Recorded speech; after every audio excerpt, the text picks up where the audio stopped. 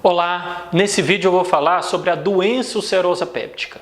A úlcera péptica é definida como a perda da integridade da mucosa com acometimento da subserosa e diâmetro maior que 0,5 centímetro, secundário ao efeito lesivo do ácido clorídrico ou da pepsina. Então, úlcera péptica, perda da integridade da mucosa com acometimento da submucosa, diâmetro maior que 0,5 centímetro, secundário ao efeito lesivo do ácido clorídrico e ou da pepsina. Já a erosão é quando a gente tem uma lesão que acomete apenas a mucosa. Então, para não esquecer, a úlcera péptica, no caso, é um acometimento, então, mucosa e submucosa, diâmetro maior que 0,5 centímetro, secundário ao efeito lesivo do ácido clorídrico e ou da pepsina. A gente tem, dentre as úlceras pépticas, a úlcera gástrica e a úlcera duodenal. A úlcera gástrica geralmente é mais comum após os 40 anos, enquanto a úlcera duodenal ela geralmente ocorre entre 20 e 50 anos. A úlcera duodenal é 5 vezes mais frequente que a úlcera gástrica. Então, quando a gente fala em úlcera péptica, doença ulcerosa péptica, o local mais comum de acometimento é no duodeno. Então, a úlcera duodenal é 5 vezes mais comum que a úlcera gástrica. E a doença ulcerosa péptica ela vem sendo reduzida, a prevalência dela está reduzindo, principalmente nos países em desenvolvimento. Por quê? Porque a principal causa de doença ulcerosa péptica tem a ver com a infecção pelo Helicobacter pylori. Então, nesses países em desenvolvimento, a gente tem menos contato com o Helicobacter pylori, tem os pacientes eles são mais tratados, então por isso a prevalência e a incidência de doença ulcerosa péptica ela tem sido reduzida nos países desenvolvidos. Dentre os fatores de risco para a doença ulcerosa péptica, o principal é a infecção pelo Helicobacter pylori. Eu vou falar daqui a pouco quais são os mecanismos patogênicos que fazem com que o Helicobacter pylori cause a doença ulcerosa péptica. Mas o principal fator de risco para a doença ulcerosa péptica é a infecção pelo Helicobacter pylori. Outros fatores são o uso de anti-inflamatório. O anti-inflamatório ele altera os mecanismos de defesa da mucosa gástrica e duodenal. O tabagismo. No caso do tabagismo, a gente tem uma cicatrização mais lenta da úlcera e tem maior risco de recidiva também. O estresse também seria outro fator de risco para o aparecimento da doença ulcerosa péptica. Mas o principal é a infecção pelo Helicobacter pylori e uma outra causa importante é o uso de anti-inflamatório. Em relação à etiologia, o que causa a úlcera? A maioria das úlceras pépticas são causadas pelo Helicobacter pylori, sendo essa bactéria responsável por 80% das úlceras gástricas e 95% das úlceras duodenais. Então, sempre que falar em doença ulcerosa péptica, tem que lembrar do Helicobacter pylori, já que ele é responsável por 80% das úlceras gástricas e 95% das úlceras duodenais. Nem todo paciente infectado pelo Helicobacter pylori vai ter úlcera. Apenas 10 a 15% dos pacientes infectados pelo Helicobacter pylori vão ter as úlceras pépticas. Isso ocorre por quê? Porque a gente tem diferentes cepas de Helicobacter pylori. Então, algumas cepas são mais agressivas, mais patogênicas e geralmente são essas que vão causar a doença ulcerosa péptica. Já os anti-inflamatórios, eles são responsáveis por 5 a 10% das úlceras duodenais e 20 a 30% das úlceras gástricas. Então, os anti-inflamatórios eles são mais importantes para o aparecimento das úlceras gástricas e o Helicobacter pylori pelas úlceras duodenais. Então, Helicobacter pylori é a principal causa de úlcera péptica, tanto gástrica como duodenal. E os anti-inflamatórios, eles respondem por 10 a 15% das úlceras duodenais e 20 a 30% das úlceras gástricas. Alguns outros problemas, algumas outras doenças podem causar também úlceras, tanto gástricas como duodenais. Então, a síndrome de Zolliger-Ellison, quando a gente tem um aumento da liberação de gastrina, e isso vai levar a um estímulo para a liberação do ácido clorídrico, então é uma causa de úlcera. Geralmente, nesses casos, a gente tem múltiplas úlceras, úlceras em locais atípicos. A sarcoidose pode causar ulceração, doença de Crohn pode causar úlcera, tanto gástrica como duodenal. Neoplasia, então sempre que a gente tem uma úlcera, principalmente gástrica, essa úlcera ela deve ser biopsiada para afastar a presença de um câncer gástrico. O hiperparatiroidismo pode causar úlceras. E doenças infecciosas como tuberculose, sífilis, herpes, citalomegalovírus podem causar também ulcerações gástricas. Em relação à fisiopatologia, geralmente na úlcera duodenal, a gente tem um componente de aumento da secreção ácida. Então, na úlcera duodenal, o principal componente responsável pelo aparecimento da úlcera é uma hiperacidez, um aumento da secreção ácida. Já na úlcera gástrica, a gente geralmente tem uma secreção ácida diminuída ou normal. Geralmente o aumento da secreção ácida ela ocorre por um aumento da sensibilidade das células parietais ao estímulo da gastrina. Então lembrar que o ácido clorídrico ele tem alguns estímulos para ser liberado, que é pela gastrina, pela acetilcolina, pela histamina. Então essas substâncias estimulam a célula parietal a produzir gastrina. Então, alguns indivíduos eles têm uma sensibilidade maior ao estímulo da gastrina, então eles aumentam a liberação do ácido clorídrico. A gente pode ter indivíduos com aumento das células parietais, então maior quantidade dessas células, então vão liberar também mais ácido clorídrico. E alguns pacientes eles têm uma menor resposta inibitória da célula parietal. Então, qual é o hormônio que inibe a liberação do ácido clorídrico? É a somatostatina. Então, a gente libera o ácido clorídrico por estímulo da gastrina, da histamina, da acetilcolina. E aí a somatostatina inibe essa liberação. Então, alguns indivíduos eles têm uma resposta inibitória menor ao estímulo da somatostatina. No estômago, no duodeno, principalmente no estômago, a gente tem alguns mecanismos de defesa, já que é um meio ácido. Se a célula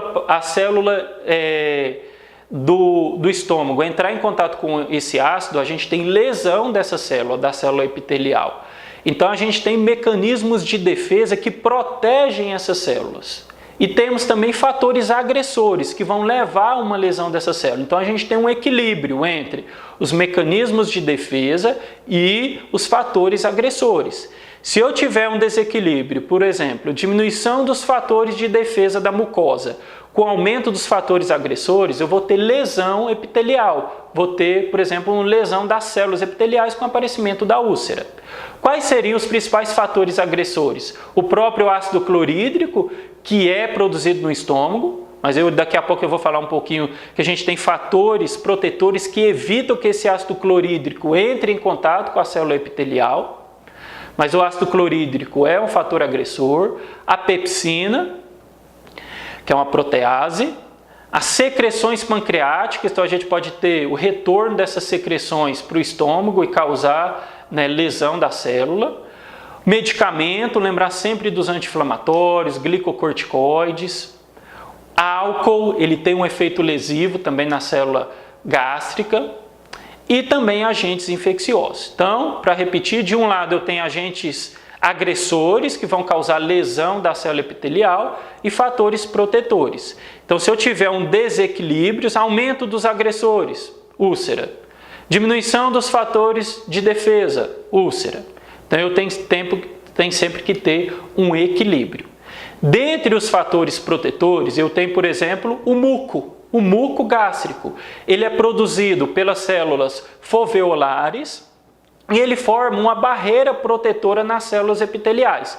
Então eu tenho a célula epitelial aqui embaixo, e em cima aqui está o muco. evitando o contato do ácido clorídrico, por exemplo, com a célula epitelial. Então, o muco ele fica entre a célula e o lúmen do estômago que está cheio de ácido clorídrico. Então, o muco é um fator protetor, ele forma uma barreira protetora nas células epiteliais e evita o contato da célula epitelial com o ácido clorídrico. Então, se eu tiver menos muco, a minha célula vai ficar desprotegida, o ácido clorídrico pode causar lesão epitelial, causando a úlcera gástrica. O bicarbonato é outro fator protetor, ele também é produzido pelas células foveolares, ele situa entre o muco e a célula epitelial da mucosa, então eu tenho muco, bicarbonato, célula epitelial. Então o bicarbonato, o que ele vai promover? Ele vai promover um aumento do pH nessa região. Então o lúmen do estômago tem a pH muito ácido, de 1 a 2. Então é muito ácido e essa hiperacidez pode causar lesão na célula epitelial. Então, o bicarbonato que fica entre o muco e a célula epitelial, ele faz com que o pH dessa região fique em torno de 7, protegendo também a célula epitelial. Então a gente tem como fator protetor que a gente viu até agora, muco, bicarbonato, que protege a célula epitelial do contato com o ácido clorídrico. O óxido nítrico ele também é um fator protetor, ele aumenta o fluxo sanguíneo para a mucosa, aumenta o fluxo sanguíneo também para a submucosa e estimula a secreção do bicarbonato. Então aumenta o fluxo sanguíneo, estimula a liberação do bicarbonato que vai promover um pH básico na superfície das células epiteliais. As prostaglandinas também é outro fator de proteção, ele aumenta o fluxo sanguíneo para a mucosa, a prostaglandina reduz a secreção do óxido clorídrico e estimula a secreção de bicarbonato e muco. Então, se eu uso um anti-inflamatório, eu inibo a liberação da prostaglandina.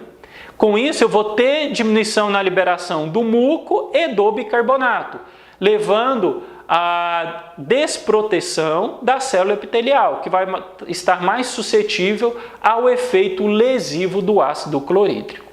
Então, fator protetor, muco, bicarbonato, óxido nítrico, prostaglandina. Prostaglandina é muito importante para a liberação tanto do muco como do bicarbonato. Nós temos também ainda, como fator protetor, as proteínas de choque. Essas proteínas, elas protegem a célula epitelial do ataque de citocinas e do ataque de radicais livres. Então seria outro fator de proteção. Além dele, temos também os fatores de crescimento, que estimulam a restituição das células epiteliais, a migração de células epiteliais para as áreas lesadas e estimulam a regeneração celular. Então, como fator protetor, muco, prostaglandina, bicarbonato, proteínas de choque, fator de crescimento, o óxido nítrico. Então, se eu tiver um desequilíbrio, se eu tiver uma deficiência, um comprometimento da produção e liberação dessas substâncias, eu vou ter uma maior suscetibilidade para o aparecimento das úlceras, tanto gástricas como duodenais. Como fator agressivo, agora eu vou falar do principal, que é o Helicobacter pylori. Então, o principal fator que causa a doença ulcerosa péptica é a infecção pelo Helicobacter pylori. Então, o Helicobacter pylori é uma bactéria gram-negativa, ela tem o formato de hélice espiralada e ela atravessa com facilidade a camada de muco. Então, lembrar, não é o muco que está entre o lúmen ácido e a célula epitelial. Então, o H. pylori, ele atravessa esse muco chegando até a célula epitelial. Chegando na célula epitelial, ele se fixa nessas células por meio da produção de adesinas. Então já começa aí o processo patogênico relacionado ao Helicobacter pylori. Ele atravessa o muco e se fixa às células epiteliais através da produção de adesinas. Inicialmente, o Helicobacter pylori ele é encontrado no antro e com o tempo ele geralmente se desloca para as regiões mais proximais. Então, inicialmente antro, depois se desloca para as regiões mais proximais. A transmissão do Helicobacter pylori geralmente é oral ou fecal-oral, por isso que é mais comum a infecção pelo Helicobacter pylori em países subdesenvolvidos, onde a gente tem precárias condições de saneamento básico e precárias condições de higiene. A gente tem diferentes cepas de Helicobacter pylori, como eu já comentei. E essas diferentes cepas têm diferentes propriedades patogênicas. Então a gente tem cepas que são mais agressivas e mais patogênicas e outras menos agressivas e menos patogênicas. Aquelas mais patogênicas, elas aumentam o risco de doenças ulcerosa-pépticas. Então a gente tem algumas cepas que promovem a produção de algumas proteínas, então são cepas KGA positivas. Essas cepas, por exemplo, elas conseguem aumentar a secreção de gastrina e secreção de ácido em até 3 vezes mais. Então, aqueles pacientes que têm infecção por essas cepas, eles têm uma produção muito aumentada, tanto de gastrina como de ácido clorídrico. Lembrar que o ácido clorídrico é um dos fatores agressores da mucosa gástrica. O Helicobacter pylori também produz urease. A urease converte ureia em amônia. E a amônia, nesses casos, pode também causar a lesão direta das células epiteliais. Então, um dos mecanismos que faz com que a infecção pelo Helicobacter pylori cause a lesão da célula epitelial é pela conversão da ureia em amônia, e a amônia ela é lesiva para a célula epitelial. Além disso, o Helicobacter pylori libera outras substâncias que podem causar lesão na célula epitelial, como protease, lipase e catalase. Além disso, o Helicobacter pylori reduz e degrada o muco protetor, reduzindo a defesa da célula epitelial. Aqui, só para lembrar um pouquinho da secreção ácida. Então, antes disso, lembrar então que o Helicobacter pylori ele atravessa a barreira de muco, se liga na célula epitelial por meio da adesina. Ali ele converte ureia em amônia, a amônia é lesiva. Ali ele produz a liberação de protease, lipase e catalase, que também é lesiva. E ali o Helicobacter pylori também reduz a liberação de muco, desprotegendo a célula epitelial. Agora que eu vou comentar um pouquinho sobre a liberação do ácido clorídrico, que tem um efeito importante na patogênese da doença ulcerosa péptica. Porque o ácido, ao ter contato com a célula epitelial, vai levar à produção, ao aparecimento da úlcera gástrica. Então, a célula parietal, que é a célula gástrica que libera HCl, libera o HCl por estímulo principalmente de 3 substâncias: acetilcolina, histamina e gastrina. A gastrina, por si só, ela vai até as células enterocromafins e estimula a célula enterocromafim a liberar a histamina. Então, uma vez que você ingere, por exemplo, aminoácido, proteína, gordura, isso é um estímulo para liberação de gastrina. A gastrina vai na célula enterocromafim, estimula essa célula a liberar a histamina, e tanto a gastrina como a histamina vão até a célula parietal, estimula a célula parietal a liberar o HCl. Já a acetilcolina, ela vem por estímulo do sistema nervoso autônomo, e a acetilcolina também libera na célula parietal o HCl. Liberei HCl, aumentei o pH, diminui o pH do estômago, então diminui o pH do estômago. O aumento do HCl estimula a liberação da somatostatina, e a somatostatina inibe a liberação de gastrina, inibindo a liberação do HCl pela célula parietal. Então a gente pode, como eu já comentei, indivíduos que têm uma resposta menor à inibição da somatostatina, indivíduos que têm uma sensibilidade maior ao efeito da gastrina, liberando mais HCl pela célula parietal.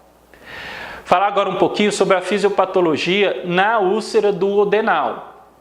Então, lembrar que eu comentei que na úlcera duodenal, geralmente a gente tem um componente de hiperacidez, de aumento da liberação do ácido clorídrico.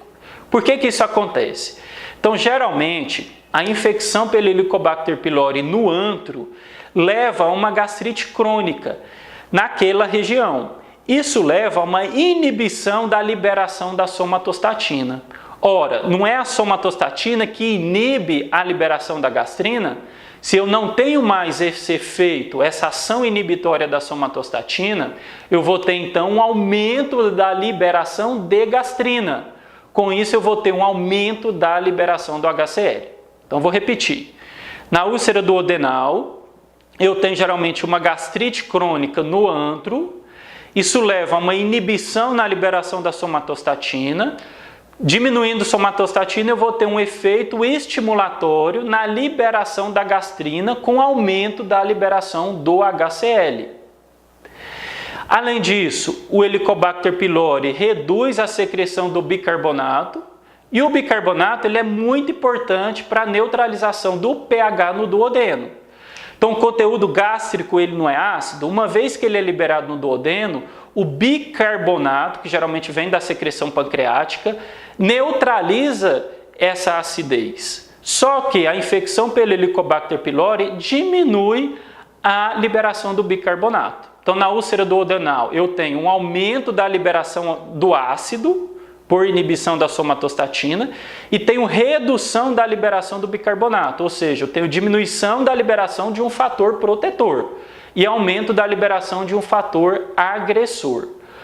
Esse aumento da acidez no duodeno, já que eu aumentei a liberação de ácido e tenho menos bicarbonato, eu tenho aumento da acidez no duodeno. Isso leva a uma metaplasia gástrica no duodeno. E aí, ali naquela região, eu vou ter uma colonização pelo Helicobacter pylori, vou ter uma duodenite e o aparecimento da úlcera. Ficou bem claro? Então, na úlcera duodenal, eu tenho uma hiperacidez associada a uma diminuição da liberação do bicarbonato, que é um fator protetor. As úlceras duodenais geralmente ocorrem na porção proximal do duodeno, até 3 centímetros do piloro, geralmente tem diâmetro menor que 1 centímetro e raramente são malignas. Então, as úlceras gástricas é que a gente tem que suspeitar mais de malignidade. Então, geralmente, porção proximal do duodeno, até 3 centímetros do piloro, geralmente tem diâmetro menor que 1 centímetro e raramente são malignas. Já a fisiopatologia da úlcera gástrica envolve uma secreção ácida normal ou diminuída. Na úlcera gástrica, o maior problema não é a hiperacidez, é um comprometimento dos mecanismos de defesa. Então, na úlcera gástrica, a gente tem diminuição do muco, do bicarbonato, das proteínas de choque, do óxido nítrico, das prostaglandinas, e isso favorece o aparecimento da úlcera gástrica.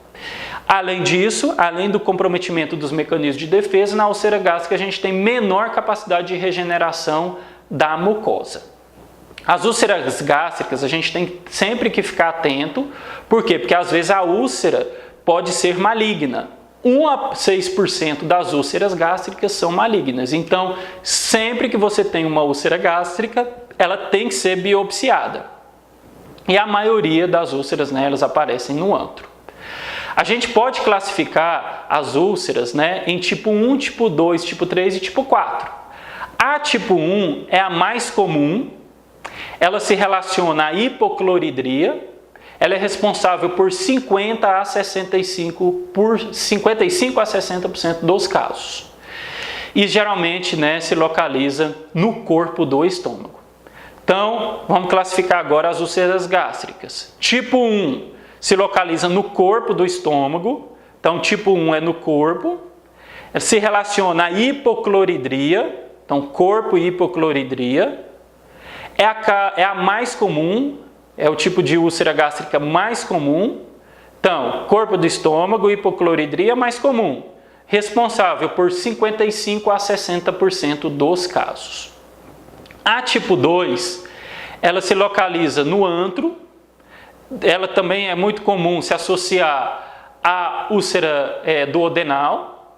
Então, aí a gente já fala já pode imaginar que é uma úlcera relacionada ao aumento da secreção ácida, justamente porque a úlcera duodenal está relacionada ao aumento da úlcera da hipersecreção ácida. Então, tipo 2, antro e secreção ácida normal ou aumentada. Na tipo 3, ela geralmente se localiza a 3 centímetros do piloro e também se associa uma secreção ácida normal ou aumentada. Então, tipo 3, 3 centímetros do piloro. Então, é só, fica fácil de memorizar. Tipo 3 a 3 centímetros do piloro, secreção ácida normal ou aumentada. E a tipo 4 é a mais proximal delas. Ela se encontra na cárdia e se associa a uma hipocloridria. Então, só para não esquecer, tipo 1 e tipo 4, os dois extremos, hipocloridria. Tipo 2 e tipo 3, que estão no meio, geralmente se associam a uma hipercloridria. Tipo 1 e tipo 4, hipocloridria. Tipo 2 e tipo 3, hipercloridria. As úlceras por anti-inflamatórios, elas ocorrem em 4 a 5% dos pacientes que usam anti-inflamatórios não esteroidais. Isso ocorre pois os AINES, os anti-inflamatórios, eles reduzem a produção de prostaglandina e é justamente a prostaglandina o principal estímulo para a produção e secreção de muco e bicarbonato, que são dois importantes fatores de proteção da célula epitelial. Além disso, as prostaglandinas promovem o reparo do epitélio. Então, o uso de anti-inflamatório reduz a defesa da célula epitelial, aumentando o risco de úlcera péptica. Quais seriam, então, os principais fatores de risco para o indivíduo evoluir com úlcera por uso de anti-inflamatório? Então, os principais fatores de risco são idade avançada, então idosos, infecção pelo Helicobacter pylori, ou seja, o indivíduo tem infecção pelo Helicobacter, usou anti-inflamatório, ele tem um risco maior de evoluir com úlcera péptica. História pregressa de úlcera, então ele já teve uma história de úlcera, ele teria maior risco também. Aquele paciente que fuma, então isso aumenta o risco também, Então fuma e usou anti-inflamatório, maior risco de ter úlcera. Uso concomitante do anti-inflamatório com glicocorticoide, anticoagulante clopidogrel, aumenta o risco. O uso de altas doses de anti-inflamatório e a presença de doenças graves. Então, principais fatores de risco para a doença ulcerosa péptica por uso de anti-inflamatório, idade avançada, infecção pelo Helicobacter pylori, história pregressa de úlcera, tabagismo, uso concomitante do anti-inflamatório com glicocorticoide, anticoagulante clopidogrel, uso de altas doses de anti-inflamatório e doenças graves. Um paciente com úlcera, o que geralmente ele vai sentir? Qual é a manifestação clínica típica da doença ulcerosa péptica? Então, dor epigástrica, é o clássico, geralmente é uma dor em queimação ou um discreto desconforto, alguns sinais sugestivos, por exemplo, de uma dispepsia. Geralmente, essa dor ela é mantida por semanas, mas pode ser também uma dor recorrente, ou seja, com períodos de melhora e piora. Geralmente a gente tem esses períodos de melhora. Geralmente a dor ela aparece ou piora em 90 minutos a 3 horas após a refeição ou durante a noite. Então talvez aquele período em que o estômago esteja vazio e a gente tem o efeito, a ação do ácido clorídrico na mucosa gástrica. Então, dor na região epigástrica, essa dor geralmente é em queimação ou apenas um desconforto, ela pode ser mantida ou recorrente, geralmente piora em 90 minutos a 3 horas após a refeição ou de madrugada, isso pode acordar o paciente à noite e geralmente melhora após as refeições. Na úlcera gástrica, a dor ela pode piorar após a alimentação. Então é um detalhe que é típico da úlcera gástrica, ela pode piorar após a alimentação. Mas na maioria das vezes, então, quando é que a gente vai suspeitar da doença ulcerosa péptica? Dor na região epigástrica, em queimação ou desconforto, pode ser mantida ou recorrente. Geralmente ela piora 90 minutos ou 3 horas após a refeição ou de madrugada, podendo acordar o indivíduo, e melhora com a alimentação. Na úlcera gástrica, a gente pode ter piora da dor após a refeição. Esses pacientes também comumente apresentam náusea, vômitos, pirose, às vezes um desconforto abdominal, distensão abdominal, plenitude pós-prandial e saciedade precoce. Então, sintomas sugestivos, né, de uma dispepsia. O diagnóstico da úlcera é feito pela endoscopia. A endoscopia é o exame padrão ouro, porque ele permite a visualização direta da úlcera. Se, por exemplo, necessitar de algum tratamento, ele também pode ser terapêutico, né? Então, se a úlcera estiver sangrando, a gente pode também tratar a partir do momento que se faz a endoscopia. E a endoscopia é interessante também porque permite o material, a coleta de material para análise histopatológica. Então, a gente suspeitou da úlcera, fez a endoscopia. A endoscopia confirmou a presença da úlcera. Agora a gente vai confirmar a presença da infecção pelo Helicobacter pylori. Então, todos os pacientes com doença ulcerosa péptica, eles devem ser investigados para a infecção pelo Helicobacter pylori. Como que a gente pode fazer essa investigação? Como que a gente pode confirmar essa infecção? A gente pode confirmar essa infecção por vários métodos. Então, a gente pode usar o teste da urease. Então, durante a endoscopia, se coleta um material da mucosa e coloca esse material em um meio contendo ureia e um marcador para avaliar o pH. A presença da urease, então você colocou lá um material que você colheu na endoscopia dentro desse frasco e esse frasco tem ureia. O que o Helicobacter vai fazer? Vai transformar a ureia em amônia. Então, a presença da urease vai mudar o pH e a tonalidade da amostra. Então, lembrar que o Helicobacter pylori, ele produz urease, que transforma ureia em amônia. Então, se você colocar essa amostra dentro desse frasco, a amostra não tem Helicobacter pylori, então o Helicobacter pylori não tem urease. Então, a presença da urease nessa amostra vai mudar o pH e com isso a gente vai ter uma alteração da tonalidade da amostra, comprovando a presença do Helicobacter pylori. A gente pode também usar testes sorológicos. Esses testes eles têm boa sensibilidade e especificidade e eles detectam o anticorpo anti-Helicobacter pylori IgG. Eles podem ser usados para diagnóstico, mas não podem ser usados para critério de cura. Por quê? Porque esse anticorpo ele pode permanecer positivo por vários anos após o tratamento. Então a gente pode usar o teste sorológico, a gente vai dosar o anti-Helicobacter pylori IgG, ele serve como critério diagnóstico, mas não serve como critério de cura. Por quê? Porque mesmo o paciente curado, ele pode ter esse anticorpo positivo por vários anos. A gente pode também usar o teste respiratório. O paciente ele ingere ureia marcado com carbono 13 ou carbono 14. Então ele ingeriu ureia. A ureia, uma vez em contato com o Helicobacter pylori, ela vai ser convertida em amônia e bicarbonato, formando CO2, e esse CO2 ele vai estar marcado com carbono 13 ou carbono 14. E esse CO2, uma vez expirado, ele é captado por um aparelho e esse aparelho vai identificar a presença desse carbono, marcado confirmando a infecção pelo Helicobacter pylori. É um dos principais exames que a gente usa para controle de cura e geralmente é feito 4 a 6 semanas após o tratamento. Ok? Então o paciente ele ingeriu uma ureia marcada com carbono 13 ou carbono 14. Essa ureia ela é metabolizada em amônia e bicarbonato. E o bicarbonato forma CO2. Esse CO2 é expirado e captado por um aparelho. Então é um dos exames mais utilizados para controle de cura e deve ser feito quando a gente quer avaliar o controle de cura 4 a 6 semanas após o tratamento.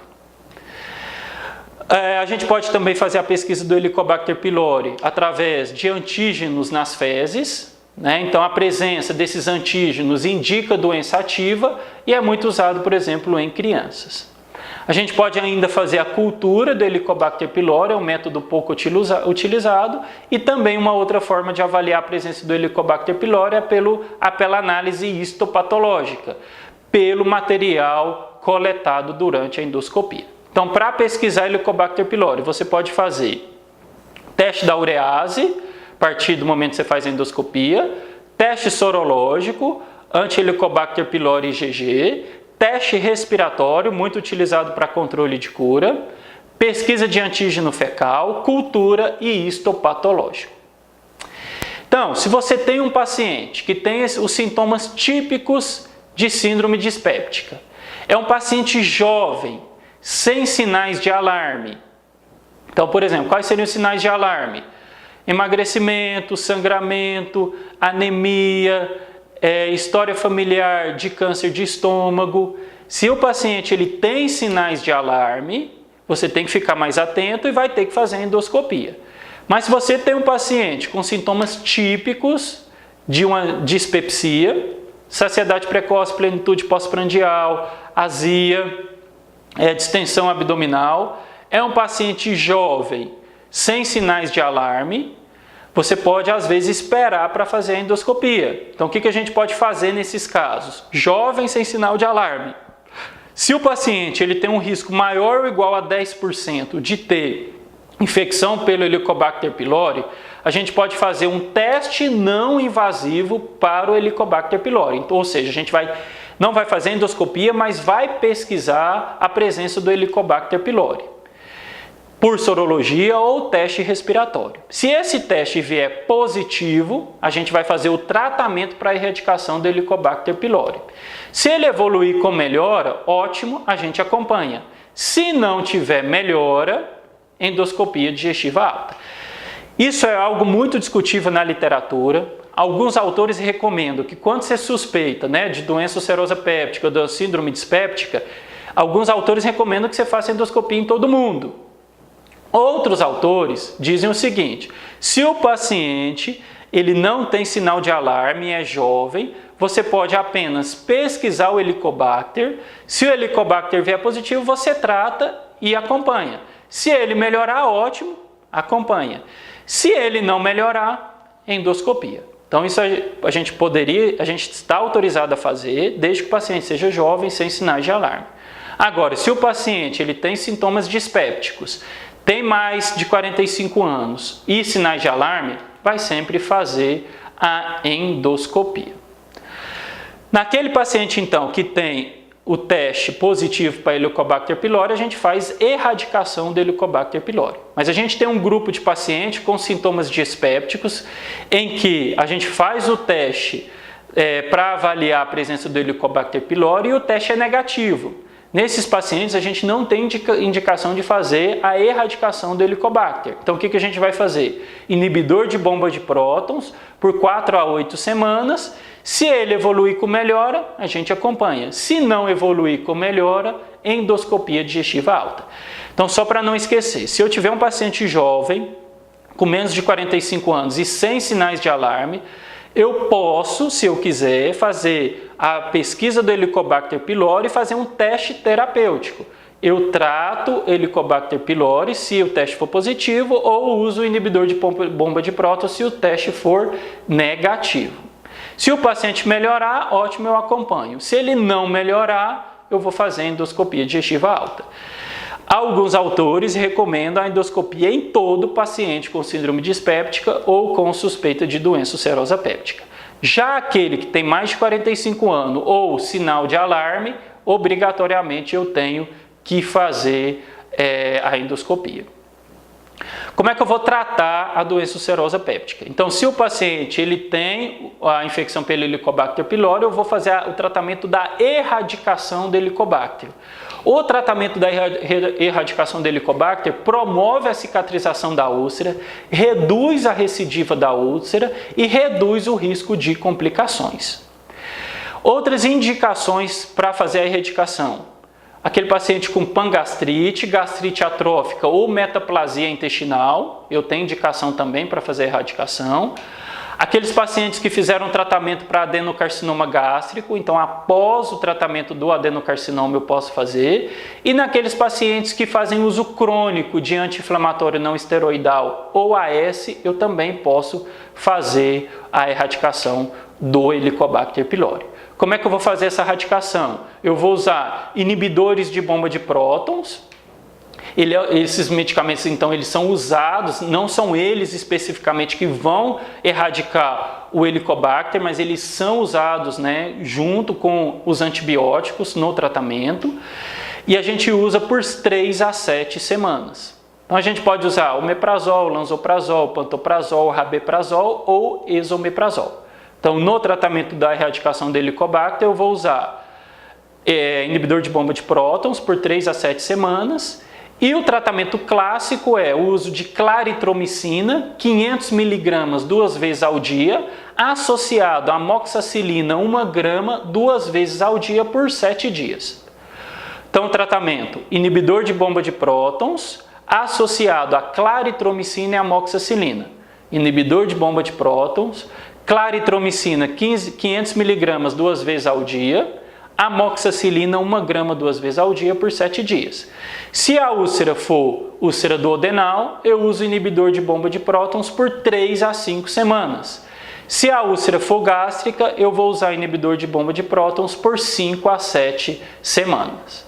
Uma outra opção de tratamento é associação do inibidor de bomba de prótons a claritromicina, 500 mg 2 vezes ao dia, associado a furazolidona,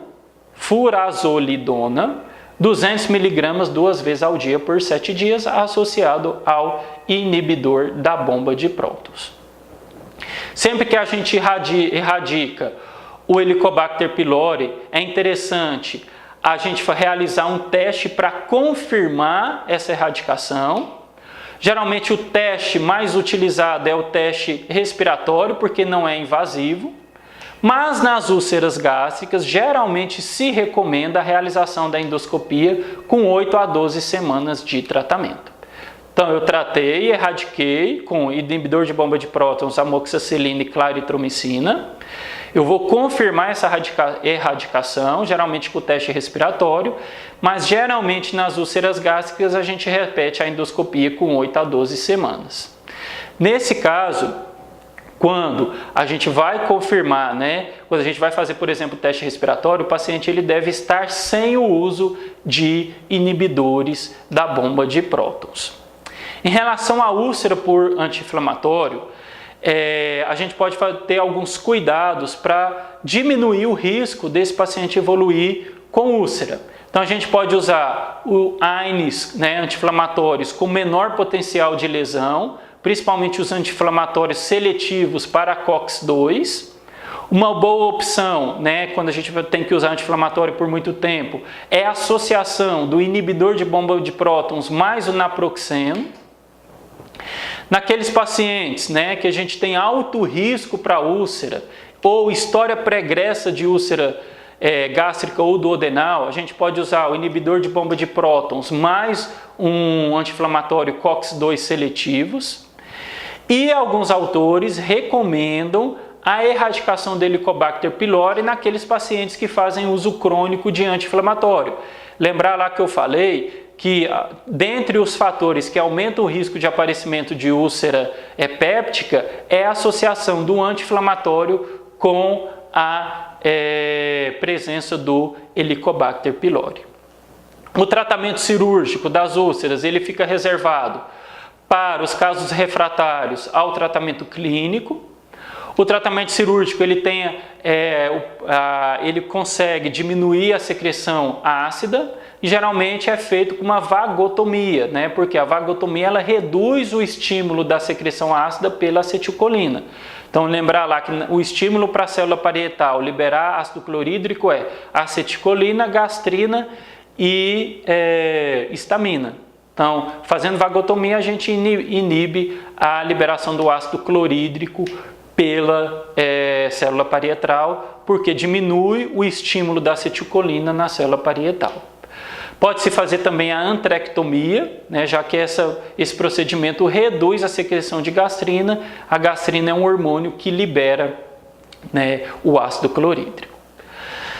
Em relação às complicações, se não tratadas, as úlceras podem evoluir com complicações. Então, 30% das úlceras podem evoluir com complicação se não forem tratadas. A hemorragia digestiva é a principal complicação, ela ocorre em 15% dos casos e é mais comum em idosos. Outra complicação que pode aparecer são as perfurações, 7% dos pacientes, e a obstrução, que é mais rara, acometendo apenas 1% dos pacientes. Então vamos agora fazer algumas questões.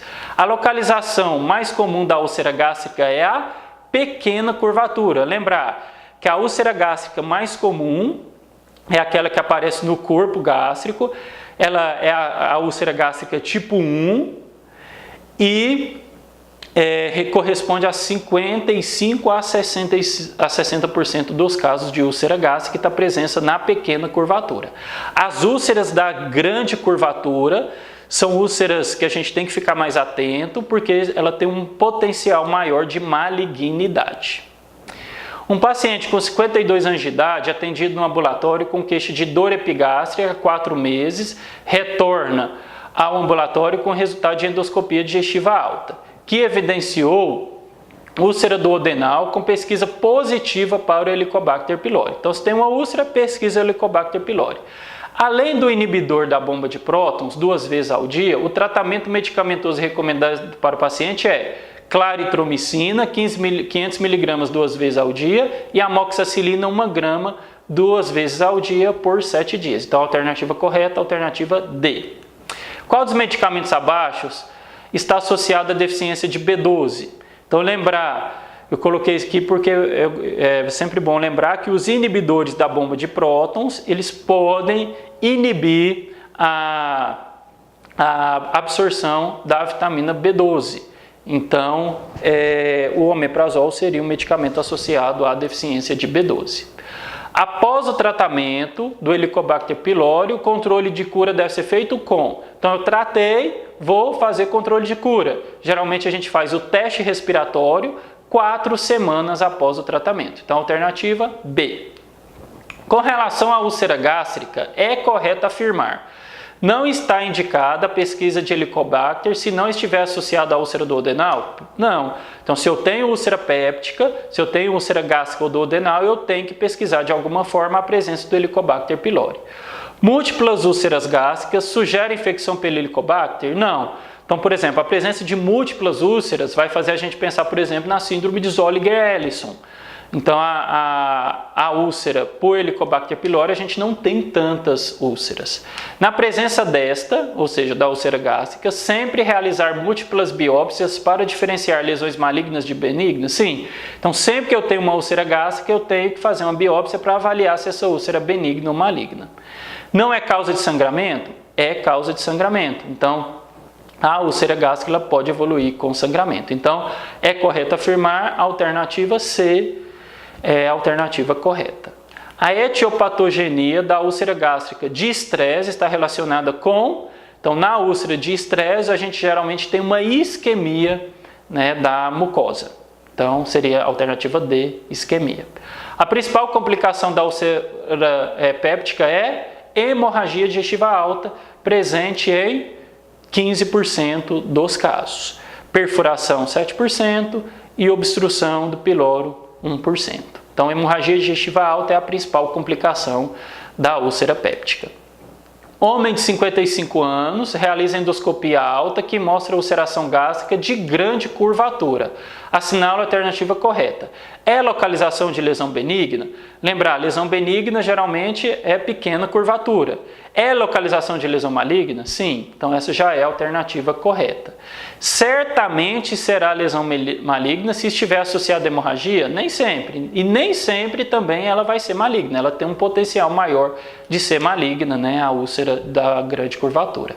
Certamente será maligna se estiver associado com hiperacidez? Também está incorreta. Então a alternativa B é a alternativa correta. Nas últimas décadas, houve queda da incidência de úlcera duodenal e de suas recidivas. Em relação às razões associadas a este evento epidemiológico, são apresentadas algumas possíveis causas. Então, por que a gente tem hoje uma diminuição da doença ulcerosa péptica? A prescrição crescente de ansiolíticos para o estresse da vida moderna? Não tem nada a ver. Tratamento eficaz da infecção pelo Helicobacter pylori? Isso sim. Então, a gente tratando melhor o Helicobacter pylori, a gente diminui a prevalência, incidência e recidiva da úlcera péptica. Uso crescente de anti-inflamatório injetável ao invés de oral? Também não. Então, o que justifica essa diminuição do aparecimento das úlceras, doença ulcerosa péptica, é o tratamento do Helicobacter pylori. A causa mais comum de úlcera péptica, as causas mais comuns de úlcera péptica são uso de AINES e alcoolismo, uso de AINES e sarcoidose, infecção pelo Helicobacter pylori e uso de AINES, Zollinger-Ellison hiperpara, infecção pelo Helicobacter e doença de Crohn. Então, todas essas causas esses problemas podem causar doença ulcerosa péptica, podem causar ulceração gástrica, mas o mais comum é infecção pelo Helicobacter pylori e uso de anti-inflamatório. Então, alternativa C. Paciente de 25 anos realizou endoscopia digestiva por causa de queixas dispépticas, com achado de úlcera duodenal em fase de cicatrização. Assinale a alternativa que determina a melhor conduta nesse caso. Então, se é um paciente jovem com úlcera, teria que pesquisar a presença do Helicobacter pylori e tratar com omeprazol, um inibidor de bomba de próton, amoxicilina, claritromicina, e se isso, no caso, se a investigação para a infecção pelo Helicobacter pylori for positiva. Então, você tem um paciente com úlcera, investiga a infecção pelo Helicobacter e trata. Então, alternativa C, inibidor de bomba de prótons, amoxicilina e claritromicina, se for o achado positivo para a infecção pelo Helicobacter pylori. Lembrar que alguns autores autorizam, eles recomendam que em pacientes com menos de 45 anos e sem sinais de alarme, que a gente poderia já fazer diretamente a investigação pelo Helicobacter pylori sem endoscopia. Se o teste for positivo, a gente trata, a gente erradica o Helicobacter. Se for negativo, a gente usa IBP. Acompanha, se esse paciente evoluir com melhora, a gente vai só acompanhando. Se ele não melhorar, endoscopia. Já outros autores recomendam a realização de endoscopia em todo paciente com síndrome dispéptica, em todo paciente com suspeita de úlcera, doença ulcerosa péptica. E lembrar que pacientes com maior ou igual a 45 anos ou sinais de alarme, com sintomas dispépticos, esses devem fazer uma endoscopia digestiva alta. Então, espero que vocês tenham gostado. Até mais.